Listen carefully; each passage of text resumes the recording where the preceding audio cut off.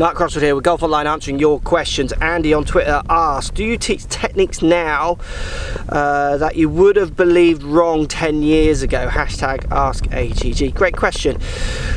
I teach now ideas that weren't known 10 years ago, but I wouldn't have been as effective as changing them as I am now, using the technology I use and having the knowledge I use, certainly around dynamic lie, which is something that even golf coaches don't teach now. I mean, without understanding dynamic lie, so what kind of angle this club is being delivered down, shafts, ups and downs, you're actually only seeing a tiny part of the puzzle, which kind of reminds me or makes me see how I would get some students that I found harder to change, even when they looked on screen like they were doing what I wanted them to do, but then the ball would still cut.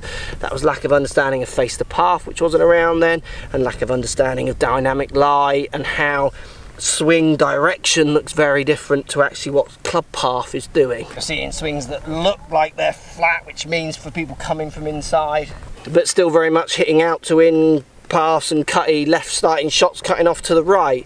So it's more my understanding now is better thanks through technology and trying to understand the world in the three dimensions that we live in, rather than, I mean, I grew up in the video era where it was all 2D, where we were getting lots wrong. Students still made progress, I just feel now they make progress quicker, and the students I get who have kind of never hit a draw, those kind of statements, I can get them hitting a draw straight away, where before it would have taken a bit longer to kind of get to the same result.